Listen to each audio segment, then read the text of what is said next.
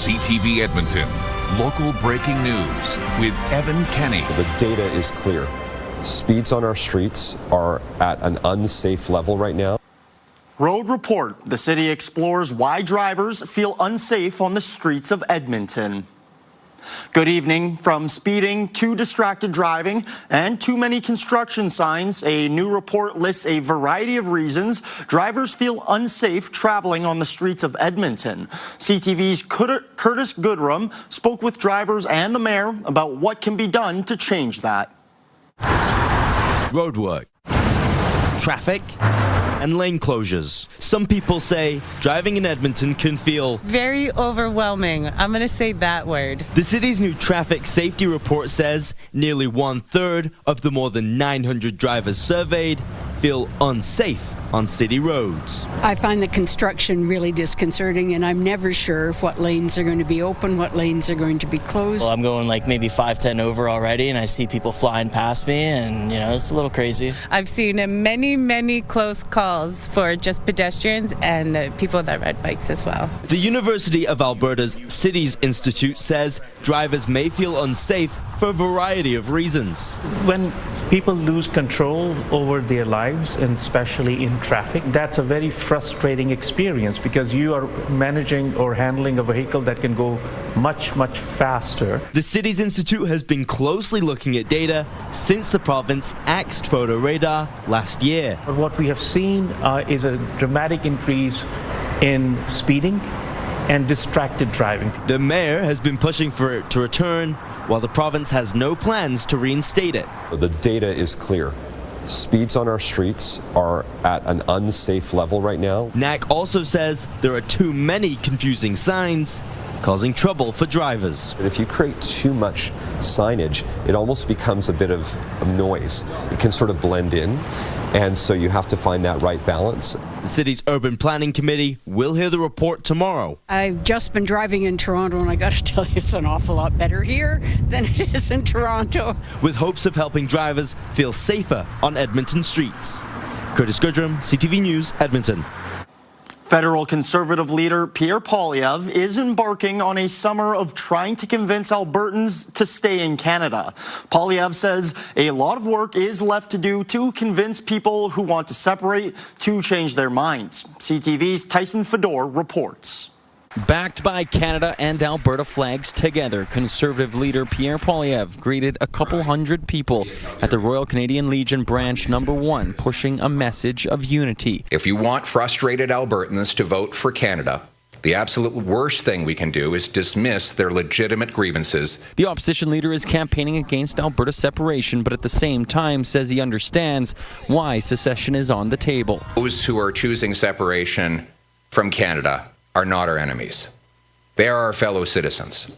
Demonizing people who have lost hope in Canada is no way to restore it. Those in the room were in lockstep with Poilievre, believing Canada can succeed when Alberta is strong. Let's not give up on Canada just because we have some issues with the federal government. I think most Albertans that want to separate are Canadians at heart, and that would be the #1 desired outcome. Well, some younger voters know the cost of living is soaring and understand the separatist sentiment despite wanting to grow with Canada. Honestly, people just need to kind of understand that a lot of people are very frustrated with how things are going. But for others, Poilievre's speech on wanting to change policies in Ottawa to benefit Alberta did not move the needle enough to change a vote from separation to remain. And I think there's people that have just had it up to here, totally up to here.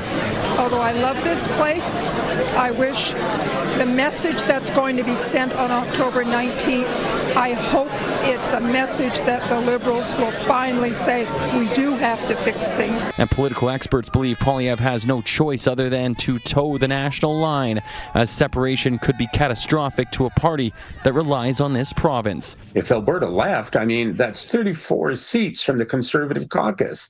That's a big chunk.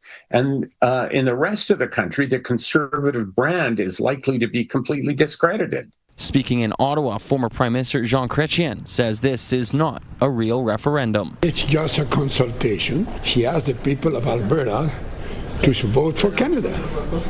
And the leader of the opposition is the same view. So I'm not too worried, but we should never be complacent. Tyson for CTV News, Calgary. Elections Alberta has begun recruiting tens of thousands of workers ahead of this year's referendum. Elections Alberta says it needs more than 60,000 workers to help run voting stations across the province. It anticipates the 10 questions will require 45 million ballots. Those ballots must be tallied within 48 hours, so counting will continue around the clock until complete. Elections Alberta says the recruitment effort is one of the largest of its kind in Canada. We're looking for Albertans to serve the process, serve other Albertans, and look for them to partake in this historic event in Alberta. It's historic in our history. It's historic in the process that we have to undertake. And we're counting on those Albertans. Elections Alberta is still working out the cost of the referendum. The 2023 provincial election cost about $37 million, with a quarter of the staff that will be needed for the upcoming vote. Edmonton's mayor wants to build a permanent program to help the city's homeless population access shelter and services during the winter. Last winter, the city distributed $1 million to help local shelters extend their daytime hours. The city says between December and March, those shelters saw nearly 38,000 visits. That's a 169% increase compared to the same time period during the previous winter. The mayor wants to build on that by offering health, addiction, and mental health support to people with complex issues. More people getting served, more people getting care, more people who are struggling and were seeking refuge in different community spaces that maybe aren't built for this, into community spaces that are built for this. That's really what the goal is. The mayor says a permanent program would cost $6.5 million. He hopes the federal and provincial governments are willing to help. A trial is underway for a man accused of assaulting a Muslim man in St. Albert last month. Ali Wahad Noor says he was assaulted while he and his wife were on their way home from a St. Albert mosque. He says he was also called derogatory names and racial slurs. 40-year-old Ryan Richard Lacasse faces charges including aggravated assault and uttering threats. As court proceedings began today, members of St. Albert's Muslim community gathered and held up signs in support of Noor. A family spokesperson says the whole community is feeling the impact. What happened to him, it could happen to all of us and should not happen in Edmonton or St. Albert or in Canada or to anyone. Lacasse's next court date is June 22nd. A jury trial has started for a man accused in a historic Christmas Day murder in Edmonton. The now 51-year-old Brayan Boucher has pleaded not guilty to first-degree murder. He's accused of killing a 24-year-old woman whose body was found in her apartment in 1996. A publication ban now prevents us from identifying her. Police charged Boucher with her murder in 2023 after advances in DNA. During opening remarks, the Crown told the jury Boucher's DNA was found on several items in the apartment, on the woman and her clothing.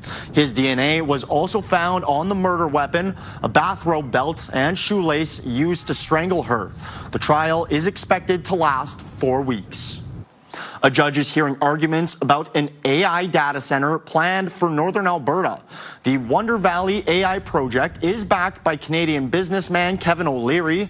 His group has filed an application to strike Sturgeon Lake Cree Nation's request for a federal review.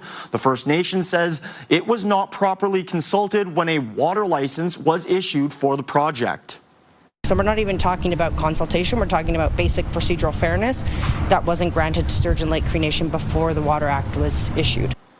The O'Leary team says the First Nation failed to serve all the relevant parties within the time given. They declined our request for comment. A piece of Wetaskiwin's history has been reduced to rubble. A weekend fire destroyed the town's Memorial Arts Center.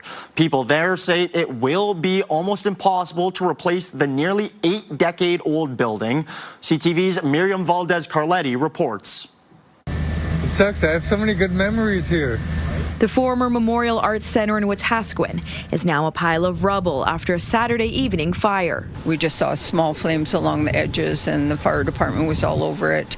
Again, mainly on the far side of the building, trying to get it from there. They opened up one of the side doors and you could just see all the flame inside. Another witness saw the roof collapse and hoped some part of the centre could be saved. 10:30, 11, it was all still standing. The roof was on fire and pieces had come down, but not like this. I didn't expect to wake up and find out that it was to the ground for sure. The city says the fire was extinguished Sunday morning, though firefighters returned to deal with hot spots. The city sold the building 2 years ago and it was under renovations to become a daycare center. Before that, the Memorial Center was a community hub, a venue for fundraisers, polling stations, and weddings. My wife and I got married here. 3 kids got married here. Our in-laws had their 25th wedding anniversary here. I got married here 45 years ago. My sons got married. There was a lot of good times for our community. Wetaskiwin Mayor Joe Branco says the building, built in 1947, was an integral part of the city. It is very sad because Wetaskiwin has lost a lot of beautiful buildings, which you can't replace. You can't replace history. It's very sad for all of Wetaskiwin. Fire crews managed to prevent the spread to nearby buildings, something Jody Eaton is thankful for. It was a lot of work. It must have been a very long night considering what it looks like today.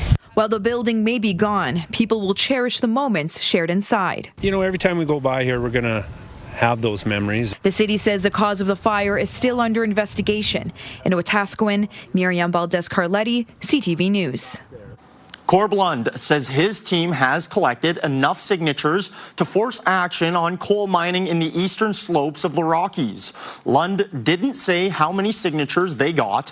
Almost 178,000 are needed for the citizen-led petition.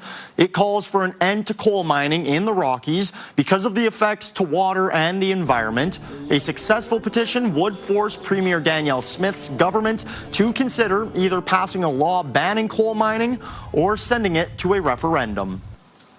A transformation is underway in the heart of a busy stretch of Stony Plain Road. Excavators have moved in to tear down the empty Revolution Square strip mall at Stony Plain Road and 151st Street. 2 connected buildings have been demolished and are being hauled off to make way for new development. That includes the former home of Revolution Cycle. The local business association is looking forward to seeing what happens next. This is hopeful renewal construction. It will be transit-oriented residential development and business coming there. So it's really hopeful for us. The buildings have been closed since 2024 when a flood destroyed the building's electrical and HVAC systems. The site's new owner has declined to comment on the new development. Researchers at the University of Alberta say there's evidence nicotine vapes are damaging the heart and lungs of young people who have never smoked. The study compared 2 groups of 20 people in their early 20s, a control group and one that had been using nicotine vapes for just over 3 years. What makes this study unique is the vape group had never smoked regular cigarettes or pot. During tests, the vapors were out of breath much faster, were less efficient at breathing, and had signs of impaired blood flow to the lungs.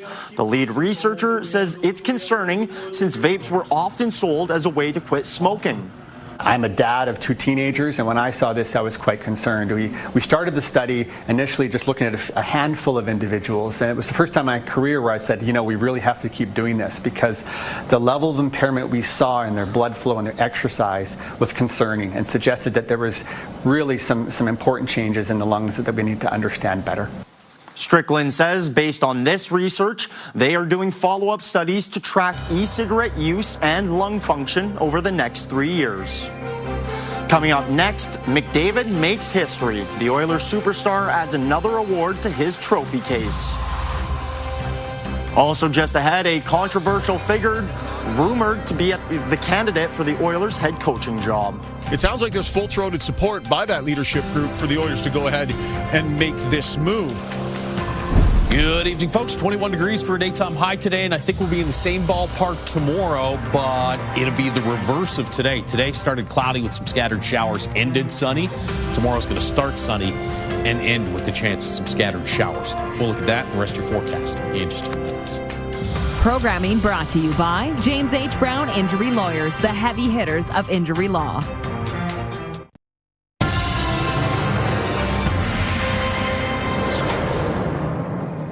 The Edmonton Oilers could be looking into hiring controversial head coach Mike Babcock. Babcock's last stint in the NHL ended with him resigning after he was accused of invading players' privacy.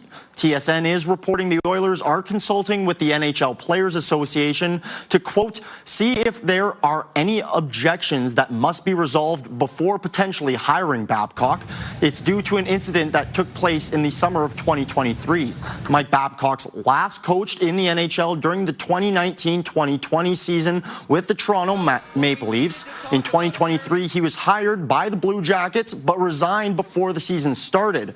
It's reported he had asked players to share personal photos from their cell phone's camera roll. It was investigated by the NHL Players Association before Babcock resigned. TSN's Ryan Rashog is reporting the Oilers players are aware of this. We can confirm that Mike Babcock has met with the Oilers leadership group players that we're talking about, and that it sounds like there's full-throated support by that leadership group for the Oilers to go ahead and make this move. The Oilers fired head coach Chris Knobloch last month. Edmonton expressed interest in interviewing former Vegas head coach Bruce Cassidy. The Golden Knights have not given permission to date. The Edmonton Elks will head into their home opener, having won their season opener for the first time in 6 seasons. Longtime O-lineman David Beard leading the post-game celebration.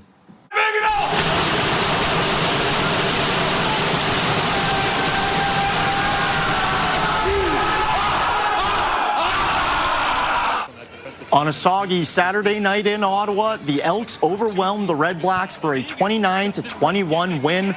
The Elks are now on a bye week. They return to the turf at Commonwealth for their home opener June 20th against Montreal. Oilers captain Connor McDavid is the winner of the Ted Lindsay Award as the NHL's most outstanding player. The 29-year-old says it means a lot because the award is voted on by the NHL players. McDavid led all scorers this past season with 138 points, 48 goals, and 90 assists. It is the 5th time he has won the award, tying Wayne Gretzky. McDavid is also a Hart Trophy finalist for league MVP. A local baseball organization is getting some help from the Toronto Blue Jays Jays Care Foundation. South Jasper Minor Baseball could soon receive funding from the Field of Dreams program.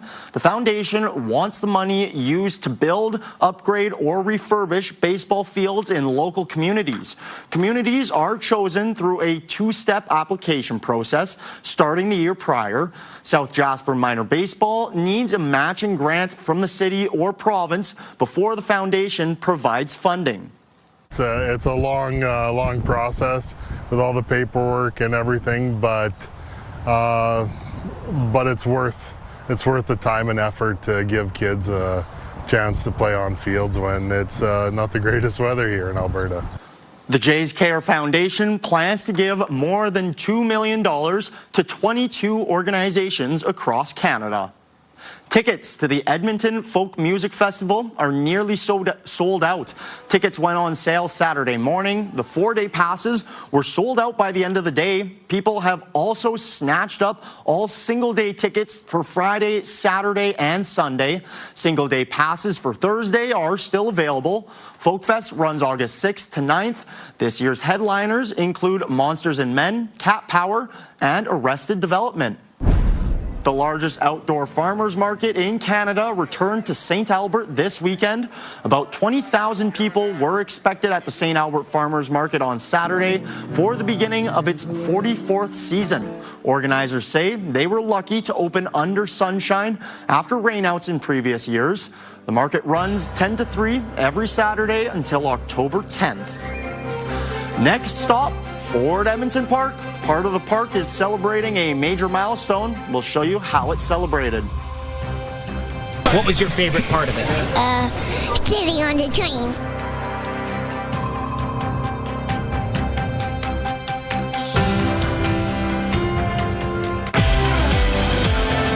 Coming up Tuesday on Your Morning, a camp for kids trying to overcome a stutter. Plus, our health research analyst joins us to talk about the risks of the raw milk resurgence.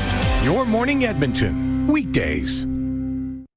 Programming brought to you by Green Tree Outdoor Living, where your dream yard becomes a reality.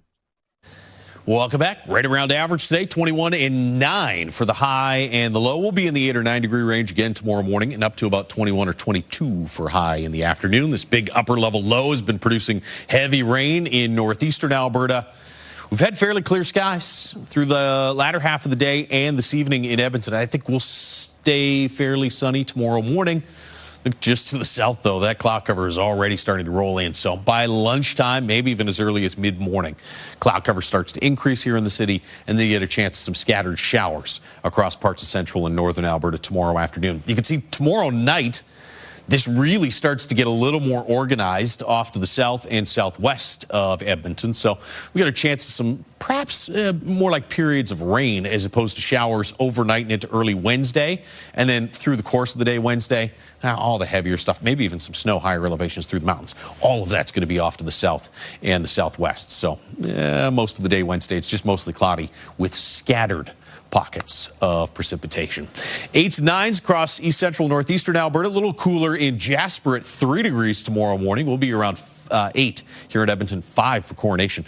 Back to 19 in Fort McMurray after a cool and wet day today. 23 for Cold Lake. Should be in the low 20s as well in through the Peace Country. 19 in Red Deer, and here in Edmonton, we'll see a daytime high of about 21 or 22 with some increasing cloud and a 60% chance of scattered showers later in the day. Chance of scattered showers Wednesday really could be at any time, early in the morning or potentially again in the afternoon. As a result, temperatures are below 20 for a high. It'll be about 18 on Wednesday. 20 Thursday. Chance of some rain in about 17 or 18 Friday. And then after that, it does look like a warmer pattern takes shape as daytime highs finally get back into the mid-20s sometime Sunday or early next week. That is your forecast. While no candles were blown out during a weekend birthday at Fort Edmonton Park, there was a lot of steam. The park's train turns 107 this year. As CTV's Connor Hogg reports, keeping it chugging along is a labor of love for everyone who works on it. There's always a lineup to catch the train at Fort Edmonton Park. Many have ridden it before. For some, this is the first time. We kind of stop and look at the LRT every time it goes by, and this is his first time getting on the actual train. Go to another place. We have people that come down here during the day just to ride the train and then go home. The 1919 Baldwin locomotive was the 107th train built that year, 107 years ago. Fort Edmonton Park is celebrating the train's birthday because of the connection the community has to it. It reminds me of when I was a kid, riding the train or seeing trains on TV. It really makes me feel like they're going to experience this and remember this for like the rest of their lives. The smell, the feel, the buzz of the engine as you're clipping along the railway track. Well, I saw the steam engines rolling around when I was young, so it's kind of memory, I guess. As you may imagine, dealing with a century-old steam engine is a lot of responsibility. The people whose job it is to keep 107 up and running say the responsibility is worth it when they see the reactions from parkgoers. We had a local shop redo these bearings for us a couple of years ago, so we're good to go for a long time now. Landon Lesko says he has the best job in the city. He says the train's mechanics are old in age, yet advanced in their complications. Finding new parts for a 107-year-old train can take some trickery. Metal on metal doesn't exactly last forever. What we do is we find all of the wearable parts and we make sure that we are measuring them on a yearly basis. He says the train has another 100 years left in it if properly maintained. Passion makes the process worthwhile. What was your favorite part of it? Sitting on the train. Despite its age, this train is still finding new firsts and making new friends. Connor Hogg, CTV News, Edmonton. You know what? I've never ridden that train, but maybe I'll have to for its birthday. That's all the time we have. Thank you for tuning in, and have a good rest of your night.